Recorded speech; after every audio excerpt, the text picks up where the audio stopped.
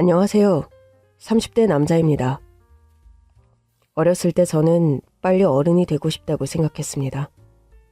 많이들 하는 생각이죠. 어른이 되면 무엇이든 자기 마음대로 하는 줄 알았거든요. 보통 20살을 성인으로 생각을 하죠. 그런데 막상 성인이 되고 보니 마음대로 할 수 있는 게 없구나. 마음처럼 되질 않는구나. 그리고 책임이라는 걸 져야 하는구나 하는 걸 깨달았어요. 그게 성인이더라고요. 또 성인이 된다고 바로 어른이 되는 게 아니었죠. 하지만 누군가 어린 시절로 돌아갈 기회를 준다고 해도, 그런 마법 같은 일이 가능하다고 해도 저는 돌아가지 않을 것 같습니다. 철민아! 큰엄마, 우리 아빠는요? 철민이 데리러 왔어요? 어떡하니? 혈인 걸 어떻게 알고.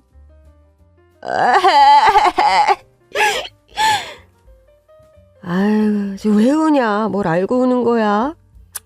큰일 났네. 아유, 어떻게 이런 일이. 영문도 몰랐지만 울먹이며 잔뜩 찌푸린 큰엄마 얼굴을 보고 있자니 저도 모르게 울음이 터진 거였어요. 엄마 아빠의 외동아들이었던 저. 두 분은 늘 함께 일을 하셨어요.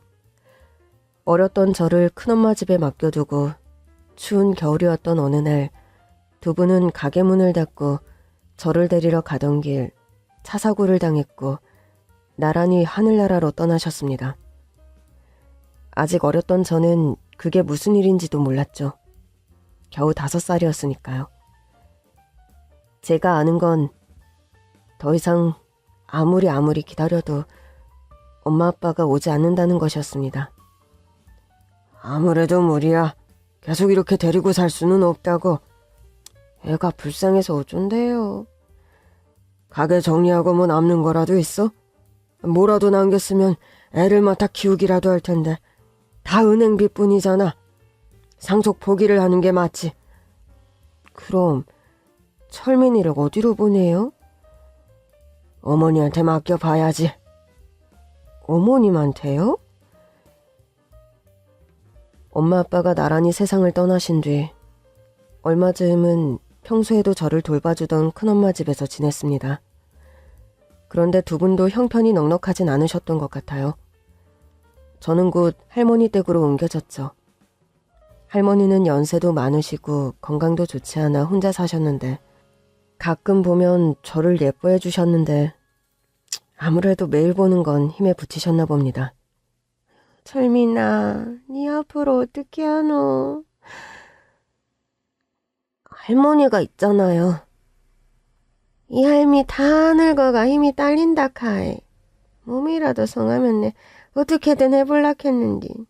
에휴, 세상 나쁜 놈들이 천지 삐까리 깔렸는데.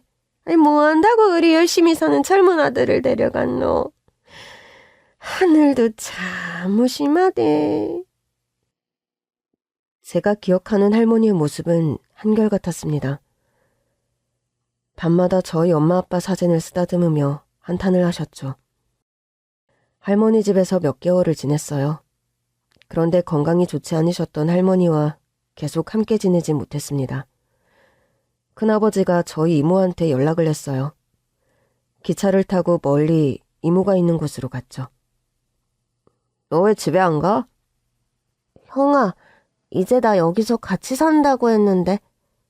왜? 여긴 우리 집인데? 이모랑 이모부 안 온대? 멀리 여행을 떠났대. 어디로? 저기 멀리 하늘나라로. 너는 왜 같이 안 갔어? 진짜 왜 나만 두고 갔을까? 이모네 집에는 이모 아들이 있었죠. 1살 터울이라 형제같이 지내는 건가 했는데 역시나 늘 그놈의 형편이 문제였나 봅니다. 어느 날 이모부와 이모가 대화하는 걸 몰래 듣고 전 알았어요. 여길 떠나야 하는구나 하는 걸요. 좋은 곳에 보내는 게 맞지. 키운다 하면 적어도 20살 때까지는 돌봐야 하는데 우리 형편에 그게 가능하겠냐고. 끝까지 책임을 못 질 거면 빨리 보내는 게 맞아. 그래도 영숙이가 남긴 유일한 게 철민인데. 나도 안타깝지. 고아원에서 잘 지내다가 좋은 집에 입양이라도 가는 게 최선이야. 너무 나이가 들면 입양도 잘 안 된다고 하던데 한 살이라도 어릴 때 보내는 게 맞다니까. 영숙아, 언니가 미안해. 저는 물건 같았어요. 1년도 안 되는 기간에 큰엄마, 친할머니, 이모한테로 옮겨지는 짐. 슬프고 불쌍하지만 누구도 계속 가지고 싶지 않은 물건. 짐짝. 저는 그런 존재였습니다. 그렇게 매번 집을 옮겨 다니며 여기가 이제 내 집이구나 익숙해지려 하면 어김없이 새로운 곳으로 가야 했어요. 결국 마지막 종착역이 된 곳이 고아원이었습니다. 7살이 되던 해 저는 이모 손을 잡고 고아원으로 갔어요. 철민아, 여기에는 친구들이 아주 많아. 어떤 친구요? 철민이 같은 친구들이지. 아무리 기다려도 엄마 아빠가 안 오는 애들이요? 착한 친구들일 거야. 잘 지내야 한다. 원장님 손에 저를 맡긴 뒤 이모는 한 번도 뒤를 돌아보지 않고 고아원 문을 나섰습니다. 착한 친구들이 있을 거라는 이모의 말과 달리 어린 저에게 고아원 생활은 너무 혹독했습니다. 겉으로는 그래도 멀쩡하게 운영되는 것 같았는데 실은 그렇지 않았어요. 8살이 되자 저는 형들을 따라서 바구니를 들고 서울역으로 향했습니다. 뭘 하는지도 몰랐어요. 목에 팻말을 걸고 지나가는 사람들을 붙잡으며 말을 하면 된대요. 저희는 배가 고픕니다. 조금만 도와주세요. 인정을 베풀어주세요. 제 동생은 몸이 아픕니다. 돈이 없어서 병원에 가지 못합니다. 아저씨, 아줌마, 배고파요. 한 번만 도와주세요. 그곳에서 저는 조금 유용한 존재였던 것 같습니다. 초롱초롱한 눈망울로 지나가는 아저씨 아줌마를 붙들면 물끄러미 저를 바라보다가 바구니에 돈을 넣어주시는 분들이 많았거든요. 배가 고프다는 말에 가끔 호빵이나 옥수수 같은 걸 주시는 분도 계셨어요. 저는 돈보다 그런 음식을 받을 때가 훨씬 좋았습니다. 어차피 돈은 고아원 원장님이 다 가져가니까요. 지금에야 이런 어린아이들이 여기서 그러고 있는 걸 보면 누군가 신고를 하겠지만 그땐 그러지 않았어요. 그런 생활이 이어지기를 몇 달, 바구니를 들고 앵앵거리는 게 익숙해졌죠. 인간은 환경에 적응하는 동물이라는 것을 아주 일찍 깨달았습니다. 오늘은 무슨 요일이지, 얘들아? 토요일이야. 그렇지. 토요일 어떤 날이지? 봉사자들이 오는 날이야. 그럼 어떻게 하고 있어야 할까? 깨끗한 옷 입고 예쁘게 앉아 있어요. 봉사자 어른한테 하면 안 되는 말은? 왜 말이 없어? 김철민, 네가 말해봐. 우리가 앵벌이라고 말하면 안 됩니다. 땡! 앵벌이가 뭐야? 그런 말 어디서 들었니? 형들이 우리가 하는 게 앵벌이라고. 혼나? 다시는 그런 말 하기만 해봐. 어쨌든 지하철역에 가는 일은 아무한테도 말하면 안 돼. 알겠지? 네. 모든 아이들이 그렇듯 저도 토요일, 그러니까 주말을 가장 좋아했습니다. 먼저 토요일엔 역에 나가지 않았고 자원봉사자 이모 삼촌들이 봉사활동을 하러 고아원에 오는 날이었거든요. 그날은 맛있는 것도 먹고 이모 삼촌들이랑 즐겁게 노는 날이었죠. 안녕? 너 이름이 뭐야? 철민이요. 김철민. 네가 철민이구나. 저를 아세요? 아니, 저는 아줌마 처음 보는데요. 나도 그렇단다. 5월에 따스한 주말, 처음 보는 아주머니가 고아원에 봉사활동을 왔어요. 저뿐만 아니라 모든 아이들을 좋아하는 아주머니 같았어요. 하얀 얼굴에 햇살 같은 미소를 머금고 아이들을 바라보던 아주머니. 처음 본 순간부터 왠지 느낌이 좋았지만 전 괜히 투덜투덜 거렸던 것 같습니다. 어차피 몇 시간 있다가 금방 갈 사람이었으니까요. 또 봉사를 꾸준히 하는 사람들도 있었지만 일회성 봉사도 많았거든요. 온 세상을 다 줄 것처럼 안아주고 놀아주고 품어주다가도 다신 못 보는 사람이 많았었죠. 그 아줌마도 그러겠거니 생각했어요. 철민아, 우리 색종이 접기 할래? 뭐 만드는데요? 뭐든 만들 수 있지. 하늘 높이 나는 비행기, 바다를 떠다니는 배, 봄이 오는 소식을 알리는 예쁜 꽃까지. 뭐 만들고 싶어? 아줌마가 가르쳐 줄게. 비행기요. 그래? 비행기를 실제로 본 적은 없어요. 그런데 하늘을 날면 멀리 갈 수 있는 거잖아요. 철민이는 하늘을 날고 싶구나? 네, 엄마 아빠가 하늘로 멀리 여행을 떠났다고 했거든요. 비행기를 타고 하늘에 가까워지면 엄마 아빠를 볼 수 있을 것 같아서요. 아줌마는 그 말에 잠시 멈칫했지만 이내 미소를 지으며 제 머리를 쓰다듬어 주었습니다. 비행기를 만들어 운동장에 날리고 하늘 가까이는커녕 얼마 못 가다 바닥으로 곤두박질 치는 비행기였지만 저는 비행기를 접어 날리는 게 좋았어요.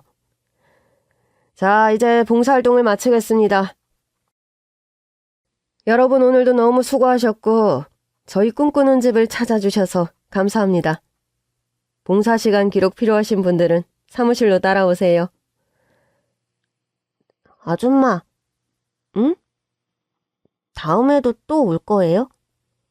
그럼. 정말이죠? 약속. 약속. 5월 따스한 봄날에 만난 아주머니는 정말 약속을 지켰어요. 매주 꿈꾸는 집을 찾아왔고 색종이 접기를 가르쳐주고 한글 공부도 시켜주었어요. 그렇게 거의 반년이 지났습니다. 저는 그 아줌마를 색종이 선생님이라고 불렀습니다. 아줌마보다 그 호칭이 더 좋았거든요. 색종이 선생님은 많은 아이들 중 저를 예뻐해 주셨어요. 같이 시간을 보내다 갈 시간이 되면 슬픈 표정으로 저를 바라보시곤 하셨죠. 선생님, 색종이 선생님, 선생님은 슬퍼요? 응? 그게 무슨 말이야?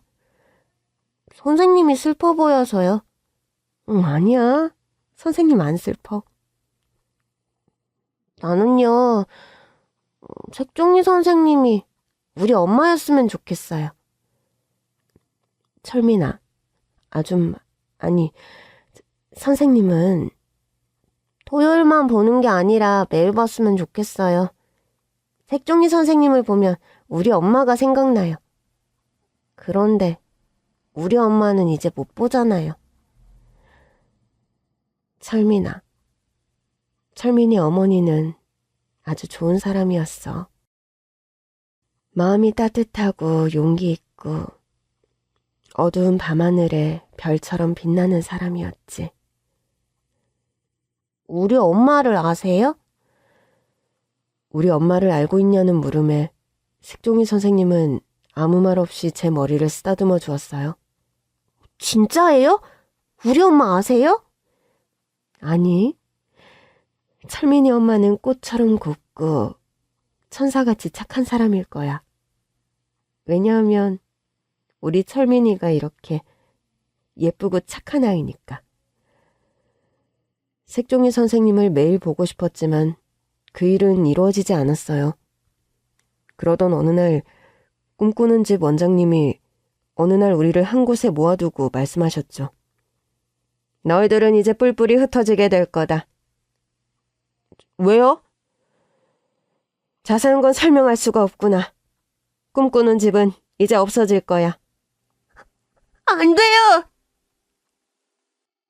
눈물을 흘리며 소리치던 제 모습에 모두가 깜짝 놀랐죠. 꿈꾸는 집이 없어지는 건 안 되는 거였습니다.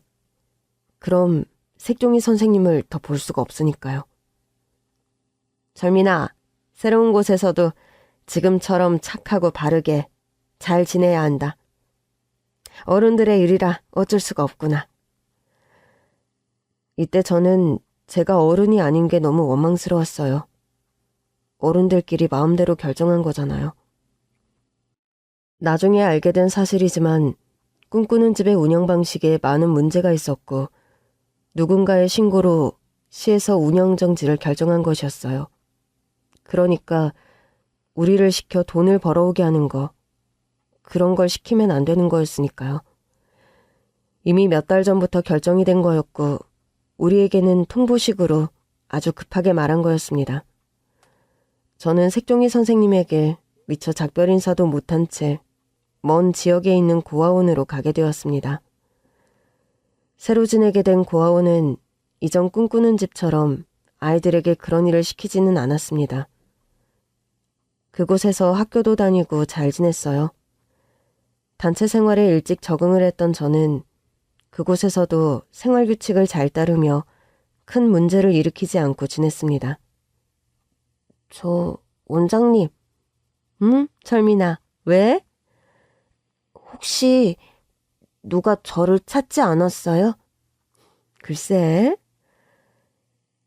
제가 여기 있는 걸 알면 예전처럼 찾아오실까요? 기다리는 사람이 있는 모양이구나. 꿈꾸는 집에 있었다고 했지? 거기랑은 워낙 거리가 멀어서. 먼 지역으로 간 뒤 색종이 선생님은 더 이상 만나지 못했어요. 그런데 제가 11살이 될 무렵 누군가 개인 후원을 한다는 것을 알게 되었어요. 적은 돈이지만 매달 정기 후원이 들어왔어요. 원장님은 그 후원금으로 계절이 바뀔 때 옷을 사주셨고 필요한 것들을 사주셨죠. 청소년이 되자 쉼터로 옮기게 되었고 쉼터 생활을 거쳐 20살이 되던 해 저는 자립을 하게 되었습니다. 지원금 단돈 500만 원을 받고 이 세상으로 내던져졌죠. 지원금 500만 원으로는 할 수 있는 일이 많이 없었어요. 월세방을 겨우 얻었고 저는 그때부터 닥치는 대로 일을 하기 시작했습니다. 어이 신참, 여긴 처음이지? 네. 나이가 몇이야? 어려 보이는데? 20살입니다. 그렇구만. 실수하면 안 돼. 그럼 크게 다쳐. 허리가 제일 중요하니까 허리 조심하고 중간에 튀지 말고. 알겠지? 감사합니다. 처음 시작한 일은 택배 상하차 일이었어요. 정말 높고 커다란 트럭에서 사다리를 놓고 짐을 내리고 싣는 일이었는데 너무 힘들었어요. 저같이 처음 시작한 친구들은 새벽부터 일을 하다가 점심시간이 되면 도망을 치는 일이 많았습니다. 중간에 가면 일당을 못 받는 건데 그만큼 버티기가 힘든 일이었죠. 택배 상하차 일을 몇 달 하다가 몸이 너무 축나는 걸 느꼈고 그 다음부턴 건설 현장, 운전면허를 딴 뒤부터는 대리운전. 온갖 일을 다 했습니다. 정말 중간에 어디 쓸 것 없이 착착 열심히 돈을 모았어요. 군대까지 가니 더더욱 돈 쓸 일이 없었고요. 집에 가고 싶다. 그래? 그러냐니, 넌 안 그래? 아직까진 괜찮은데. 너 군대 말뚝 박아야 하는 거 아니야? 이 정도로 잘 맞으면? 이등병 나부랭이라 그냥 뭐 버티는 거지. 말뚝 박을 생각은 없다. 남들은 군 생활이 힘들다고 하는데 솔직히 저는 군대가 편했습니다. 단체 생활도 익숙했고 딱히 생각이라는 걸 할 게 없이 아침부터 저녁까지 훈련, 작업, 제때제때 밥이 나오고 그런 규칙적인 생활이 몹시 마음에 들었거든요. 전역을 한 다음 그동안 모아뒀던 돈을 바탕으로 저는 동대문 옷장사를 시작했습니다. 병장 때부터 나가면 뭘 하지 고민이 많았는데 후임한테 동대문 옷장사가 괜찮은 말을 들었거든요. 무작정 뛰어들었고 처음 1년 동안은 힘들었지만 어느 정도 적응을 하자 슬슬 벌이가 괜찮게 되더라고요. 어이 철민이. 안녕하세요 사장님. 동도트기 전인데 아주 한결같이 부지런해. 이제 좀 적응이 되나? 그럼요. 동대문에서 도매로 옷을 떼어다가 서울 시내 상가 옷가게들에 옷을 팔았어요. 지금이야 인터넷 쇼핑몰도 많지만 그때는 직접 가게에 가서 옷을 사는 사람들이 많았거든요.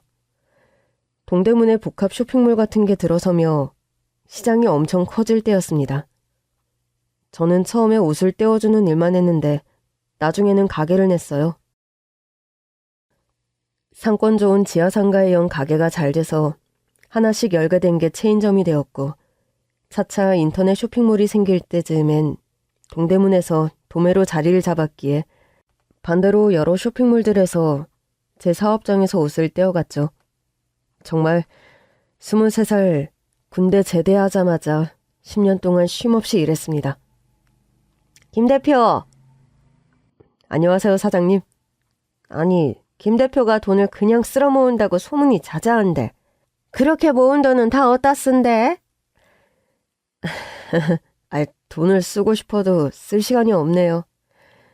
아이고 개같이 벌어서 정승같이 쓴다는 말이 괜히 있는 게 아니여. 올해가 동대문 생활 몇 년째요. 근 10년이 다 되어가는데 어떻게 그렇게 신참 때나 지금이나 똑같이 일만 하는 거요? 부지런하고 열심히 사는 것도 좋은데 젊으면 또 한때잖아. 적당히 즐길 줄도 알아야지. 시간은 금방 가. 어느 날 동대문 생활 초창기 때부터 알았던 사장님의 말을 듣는 순간 뭔가 한 대 맞은 듯 몽하더라고요. 제 생활을 돌아봤어요. 가족도 친구도 없었던 저는 20대 전체를 소처럼 일만 하며 살았더라고요. 돈을 많이 벌었지만 쓸 시간도 없었고 쓰는 방법도 몰랐습니다. 문득 거울을 봤는데 낯선 얼굴이 거울 속에 있더라고요. 언제 이렇게 나이를 먹었지?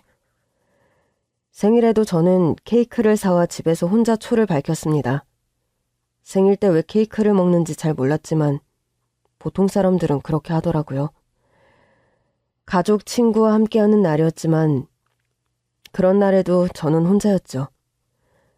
거울을 자세히 들여다봤더니 푸석푸석해진 피부, 넓어진 모공, 기미 이런 게 많이 보이더라고요. 나이에 비해 늙어 보인다는 생각도 들었고 관리가 필요하다는 생각이 들었습니다. 어서 오세요. 여기 처음 방문이세요? 네. 여기 성함이랑 주민번호, 연락처 적어주시고 잠시 대기해주세요. 그렇게 찾은 곳이 피부과였습니다. 요즘에야 남자들도 피부 관리를 받는 게 일상적이라 다들 많이 가시던데 몇 년 전만 해도 그렇지 않았거든요. 여자들만 허용된 공간에 발을 들여놓는 것 같은 그런 느낌이었어요. 상담실장이라는 사람과 짧게 상담을 하고 곧 피부과 의사 선생님을 만나게 되었습니다. 어서 오세요. 안녕하세요. 네, 김철민 씨. 간단하게 상담은 받으셨죠?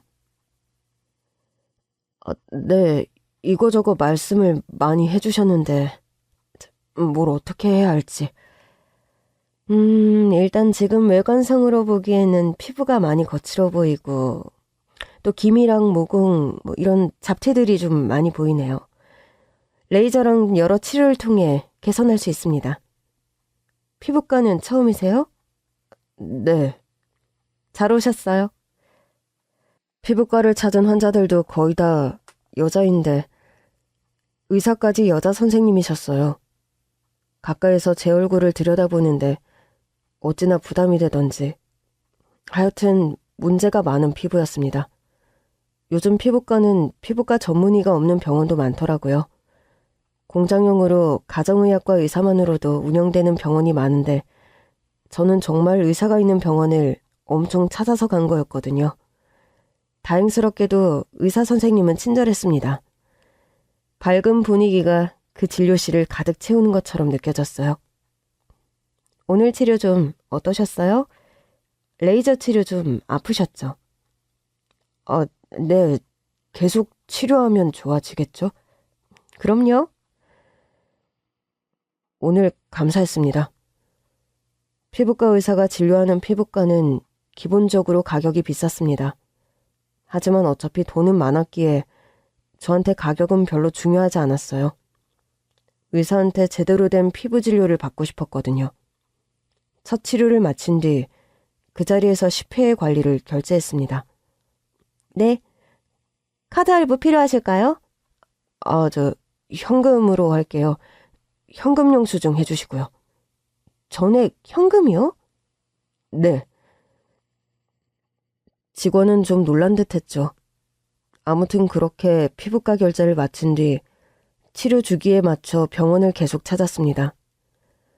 5회차 정도 치료를 받았을 때쯤 처음으로 의사와 개인적인 이야기를 나누게 되었어요. 실례지만 어떤 일을 하시는지 여쭤봐도 될까요? 저 의류 사업하고 있습니다. 의류 사업이요? 네. 동대문 옷장사예요. 그러시구나. 어쩐지 패션 센스가 훌륭하시다고 생각했어요. 그래요? 제가 크게 신경을 쓰지 않아서.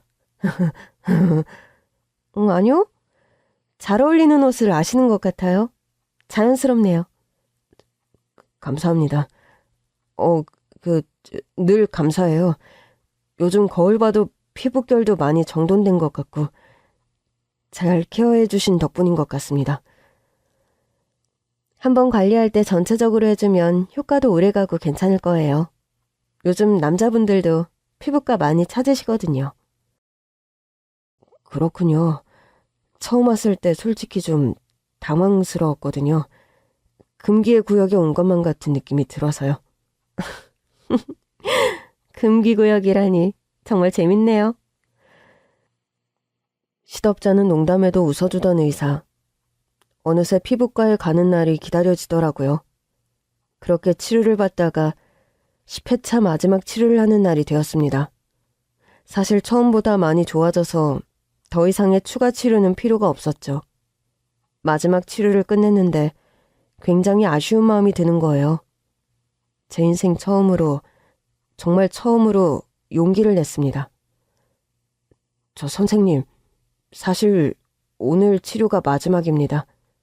그러게요. 그동안 너무 고생 많으셨어요. 피부 많이 좋아지셨고 더 젊어진 것 같은데요?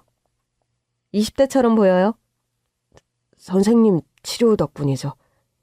혹시 제가 추가로 더 관리 받아야 할 건 없을까요? 더 필요한 건 없는 것 같은데요? 그냥 케어라도, 팩이라도. 뭐가 부족하다고 생각하시나요? 네, 부족해요. 네? 뭐가요? 의사인 제가 봤을 때는 당분간은 선생님과의 만남이, 물론 병원에서 진료 때 본 게 전부지만 그 만남이 부족합니다. 네? 고개를 갸웃거리는 의사 선생님께 제 진심을 전했습니다. 혹시 오프이신 날 식사 한번 하시는 거 어떠세요? 제가 맛있는 거 사드릴게요. 다시 생각해도 너무 촌스러운 멘트였던 것 같아요. 잠시 저를 바라보던 피부과 의사 선생님은 종이에 무언가를 적어 저에게 건네주었습니다. 여기 제 연락처예요. 제가 다음 진료가 있어서. 네? 네네. 감사합니다. 좋은 기분을 숨기지 못한 채 한껏 들떠 진료실을 나왔는데 그 다음부터 메시지로 연락을 했죠. 음식은 뭘 좋아하는지 호텔 디너 이런 걸 떠올렸는데 처음부터 이러면 너무 부담스러운가 싶었어요. 고급 레스토랑을 막 알아보고 있을 때였습니다. 의사 선생님으로부터 연락이 왔죠. 저 돼지 껍데기 먹고 싶어요. 어떠세요? 돼지 껍데기요? 아, 아, 잘하는 곳 압니다. 어디로 가면 될까요? 동대문에 진짜 돼지 껍데기 맛있게 하는 포장마차가 있거든요. 네, 거기서 만나요. 레스토랑을 실컷 알아봤는데 돼지 껍데기라니. 정말 이런 곳에서 저녁을 먹어도 되나 이런저런 생각을 하며 껍데기집으로 달려갔죠. 거의 같은 시간에 도착을 했습니다. 돼지 껍데기가 콜라겐이잖아요? 피부에 좋은가요? 그것도 그렇지만 전 정말 좋아해요. 쫄깃쫄깃하고 콩가루 찍어 먹으면 얼마나 고소하게요? 저도 좋아해요. 맛있게 드세요, 선생님. 철민 씨, 김철민님? 병원에서 그렇게 불렀었죠? 저도 병원에선 그냥 선생님이었고요. 아, 그러고 보니. 박영주예요. 네, 영주 씨. 영주 씨라고 불러도 될까요? 그럼요. 가볍게 한잔하고 돼지 껍데기를 먹고 산책을 했습니다. 대화를 많이 나눴어요. 말이 잘 통한다는 것은 예전부터 알고 있었지만 밖에서 만나 이야기하는 건 틀리더라고요. 그렇게 몇 개월 동안 자주 만나 데이트를 했습니다. 너무 좋은 사람이었어요. 그런데 만남이 거듭될수록 마음이 점점 무거워지더라고요. 계속 만나도 되는 걸까 하는 생각이요. 가벼운 마음으로 만나는 건 절대 아니었어요. 하지만 차이가 많이 걱정이 되었습니다. 만난 지 1년이 다 되어갈 무렵 영주 씨가 조심스레 말을 하더라고요. 집에서 챙겨 먹는 거 거의 없죠? 영양 불균형이고 그래도 하루에 한 끼는 밥다운 밥을 먹어야죠. 점심 한 끼 잘 챙겨 먹고 있어요. 그건 밖에서 먹는 거잖아요. 집에서 너무 대충 먹잖아. 그런가? 저 철민 씨 가벼운 마음으로 만나는 거 아니에요. 영주 씨, 그건 나도 마찬가지예요. 나와의 미래를 생각해요? 그럼요. 많이 생각했어요. 자주 생각하고요. 그런 말이 없었잖아요. 아무래도 우리 상황이 뭐요? 그렇잖아요. 난 그냥 옷장사꾼이고 영주 씨는 대학도 나온 그것도 의대죠. 의사잖아요. 물론 그동안 열심히 살았어요. 돈이 부족한 건 아니에요. 그치만 난 가족도 없고 이런 내 상황을 영주 씨 부모님께서 이해해 주실지. 어머니랑 둘이 있어요, 저요. 아버지가 몇 년 전에 돌아가셨거든요. 그랬군요. 몰랐네요. 엄마한테 철민 씨 이야기를 했어요.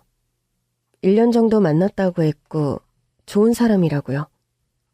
제 얘기를요? 엄마가 한번 만나봤으면 좋겠다고 해요. 나도 엄마한테 철민 씨 소개시켜주고 싶은데 강요하는 건 아니고요. 철민 씨 생각도 중요하니까요. 인사 드릴게요. 학력이나 집안 상황 차이가 커서 망설이고 있던 저에게 선뜻 먼저 용기를 준 여자였습니다.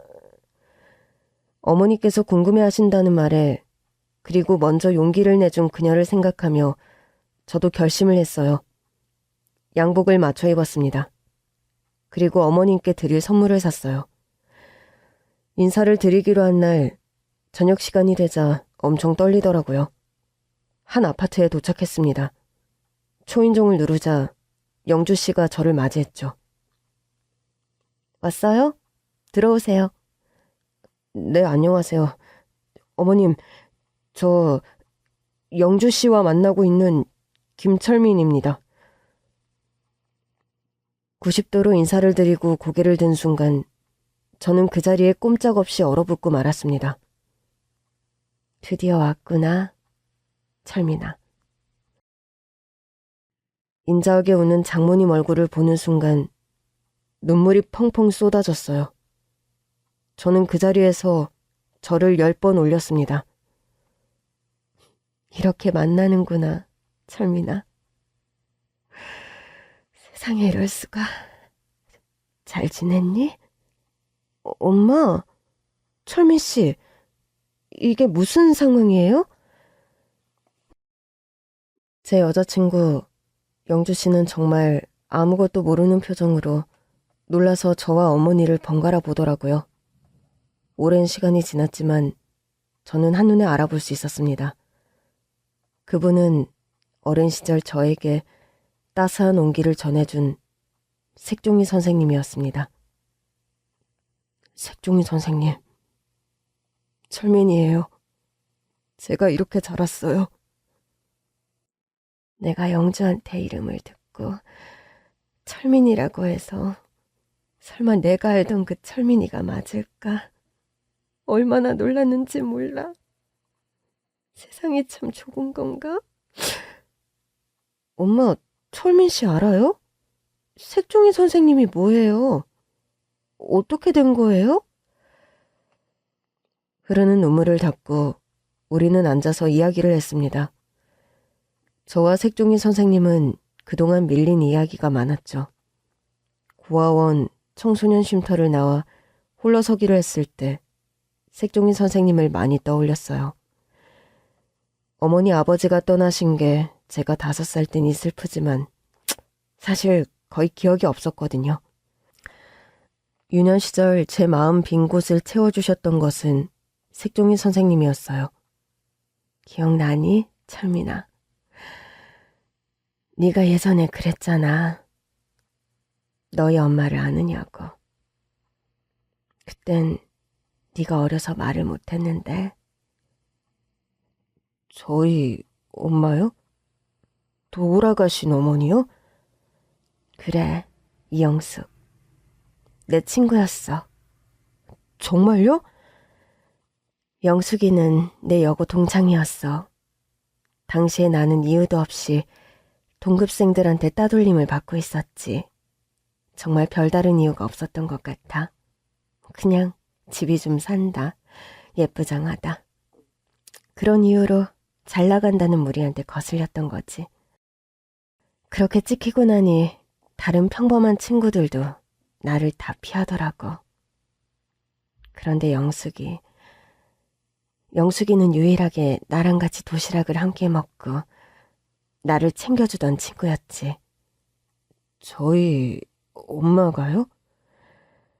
그걸 인연으로 우리는 졸업을 하고도 계속 연락을 하며 지냈단다. 너희 엄마 결혼식에도 갔었는걸? 너희 아빠랑 같이 하던 가게에서 밥도 먹었는데. 넌 그때 정말 아기였으니까 기억이 안 날 거야. 그렇게 잘 지내는 줄 알았는데 갑작스러운 사고 소식을 듣고 정말 놀랐어. 장례식장에 가서도 얼마나 믿기지가 않던지. 영정사진 속에서 환하게 웃는 모습이 너무 이상하게 느껴졌어. 저는 잘 기억이 나지 않아요. 어린애가 장례식장에 있는 게 좋지 않다고 아마 데려오지 않았을 거야. 어린 네가 너무나 걱정이 됐지. 그래서 너희 이모한테 연락을 해보니 친가 쪽에서 너를 맡아주셨다고 하더구나. 그렇게 잘 자라는 줄 알았는데 또 시간이 지나 연락을 해보니 네가 이모 댁에 있다가 고아원으로 갔다는 소식이었어. 어렵게 네가 간 곳을 알아냈다. 꿈꾸는 집. 맞아. 그런 이름이었지.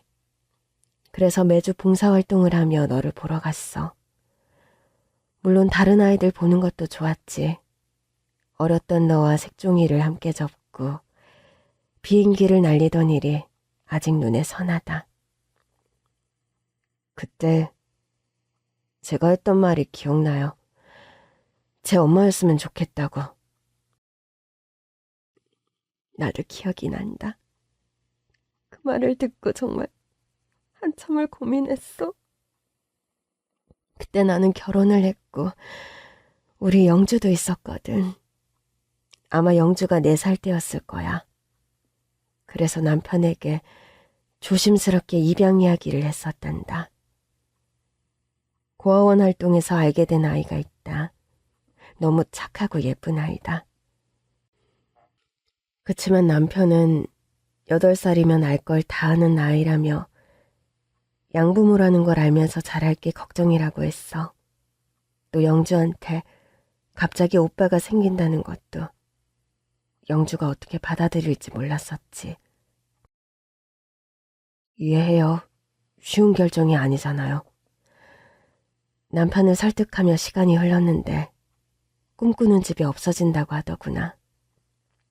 나중에 알았어. 거기 있는 아이들은 다 어떻게 되었는지. 뿔뿔이 흩어져 버렸죠. 제가 지방으로 가게 된 것도 그때였어요. 그 소식을 들었다.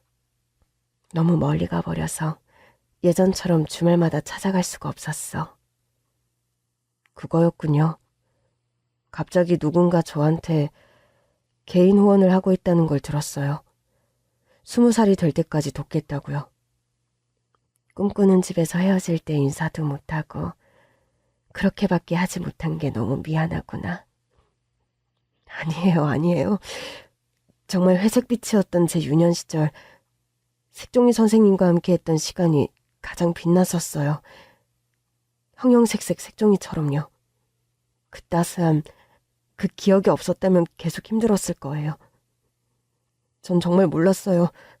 그렇게 오랜 기간 저를 생각해 주셨다는 게요. 영숙이는 유일한 내 친구였는걸. 영숙이가 세상에 유일하게 남긴 게 너인데. 내가 널 끝까지 책임졌어야 했는데. 그러지 못했던 걸 용서해 주렴.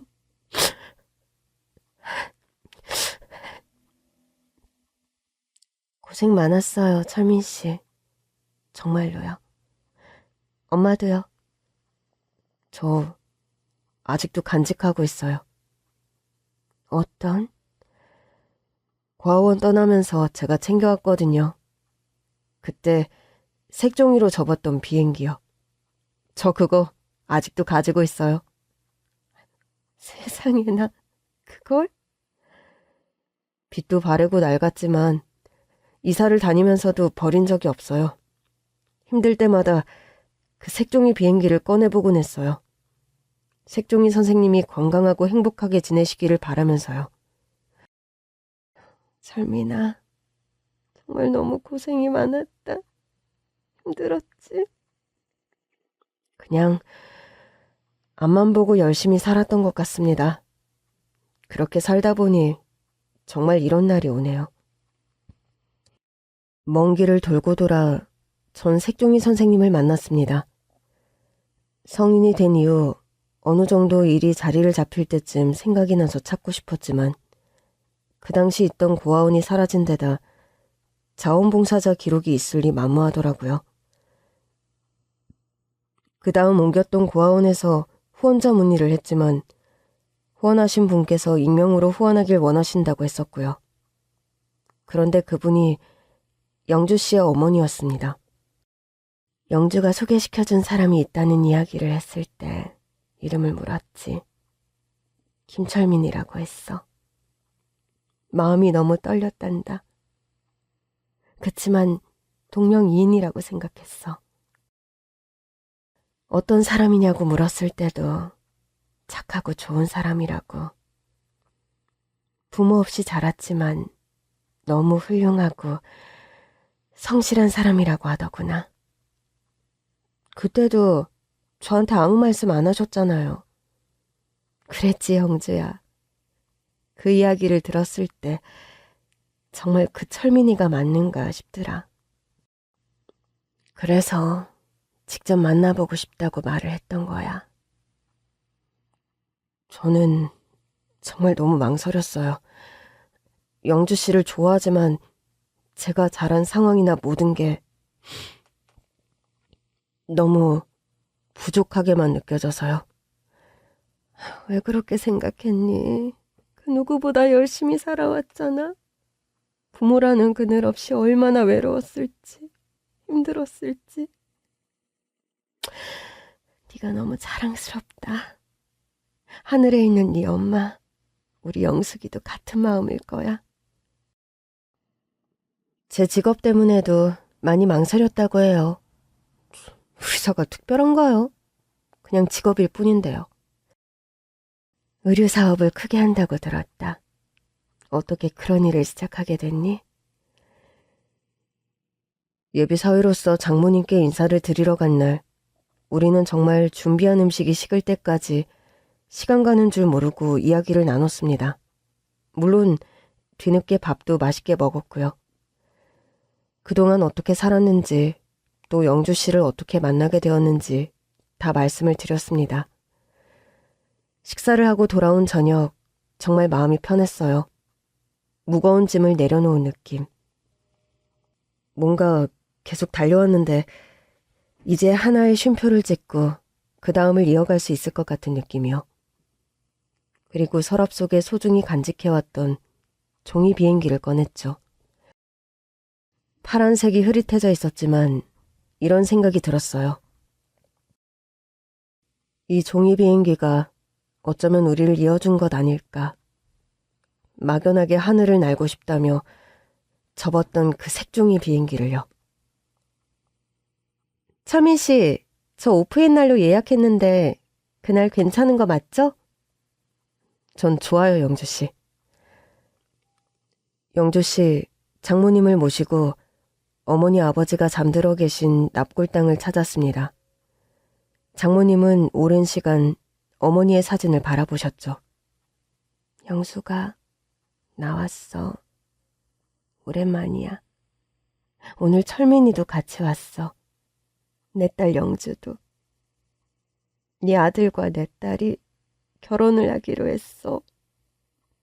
네가 있었다면 손뼉치면서 기뻐했을 텐데. 영수가 이제 편히 쉬어. 철민이, 우리 사위는 내 아들이기도 해. 아이들의 새로운 시작을 너도 축복해줬으면 좋겠다. 좋았어요. 이제 정말 편히 쉬세요. 엄마, 아버지. 납골당에 저와 장모님, 색종이 선생님이 함께 접었던 그 종이 비행기를 두고 왔습니다. 결혼을 할 때쯤이 되자 고민이 되더라고요. 그러니까 큰아버지 댁이나 이모 몇몇 친척들이 계셨었으니까요. 그런데 저를 고아원으로 보낸 뒤 그 누구도 저를 찾은 적이 없었습니다. 성인이 될 때까지요. 성인이 된 저 역시도 친척들을 따로 찾아간 적이 없었어요. 그냥 성인이 되고 나서도 불쑥 연락을 하거나 찾아가는 게 또 그분들에게는 짐처럼 느껴질까봐. 어쩌면 그런 거절이 두려웠던 것 같아요. 결혼식에 초대할 제 지인은 동대문 의류도매 사장님들이었습니다. 20대 때부터 저를 쭉 지켜본 분들이시죠. 제 결혼 소식에 어찌나 기뻐하시던지요. 사장님, 이날 꼭 오셔서 잔치국수 갈비탕 한 그릇 하고 가세요.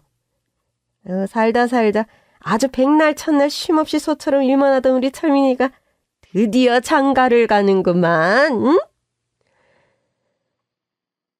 색시는 어떤 사람이야? 아유, 색시가 뭐여. 요즘 세상에 신부지 신부. 안 그래? 어떻게들 만난 거야? 그냥 병원에 갔다가요. 이? 병원에서? 뭐 땜시? 어디가 아팠어? 아니요, 저 그런 건 아니고요. 피부과요. 아이고, 얼굴에서 광이 나는 게 젊어 보인다 했더니 피부과를 그렇게 다녔구만. 그럼 뭐 병원 간호사요? 저 그게 피부과 의사예요. 의사? 의사 선생님이랑 결혼을 한다고? 아이고, 우리 철민이 출세했다. 응? 출세는 뭐 의사 선생님이랑 결혼을 하는 게 출세래요? 철민이가 진작에 출세했지. 사장도 아니요. 요즘 말로 뭐예요? CEO 이런 거 아니에요? 동대문 CEO니까 철민이가 출세한 거지. 그 말이 맞네, 맞아. 우리 다 초대하는 거요? 그럼요. 시간 내서 와주시면 너무 기쁘고 감사합니다. 동대문 사장님들께 결혼 소식을 알릴 때 너무 기뻤네요. 하나씩 하나씩 준비를 하다 보니 결혼식 날이 점점 가까워지고 있었습니다. 철민 씨, 결혼식 때 입장 말인데요. 우리 손잡고 같이 입장하는 거 어때요? 저는 좋아요. 아버지가 돌아가셔서 손잡아줄 분이 안 계셨고 저 역시도 그랬습니다. 장모님은 화촉점화를 하지 않겠다고 하셨어요. 아무래도 혼자 하는 경우는 없었으니까요. 대신 장모님은 저희 결혼식에 축사를 해주셨습니다. 인연에 대한 말씀이었죠. 너무 감사했어요. 그렇게 결혼식을 마치고 저희는 장모님 댁 근처에 집을 얻었습니다. 철민 씨, 오늘 집에 엄마 오신다는데 반찬 또 이것저것 하셨나 봐.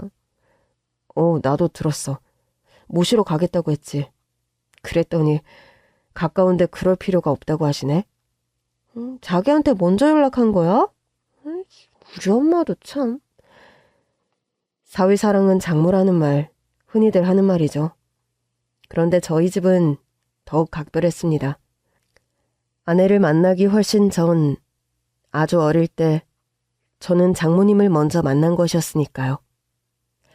그렇게 가까이 살며 장모님은 종종 반찬을 해주셨고 저와 아내는 장모님과 많은 시간을 보냈어요.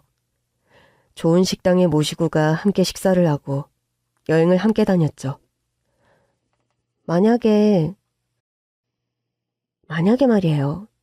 엄마가 색종이 선생님이 아니었다면 그랬다고 해도 우리가 만날 수 있었을까요? 글쎄.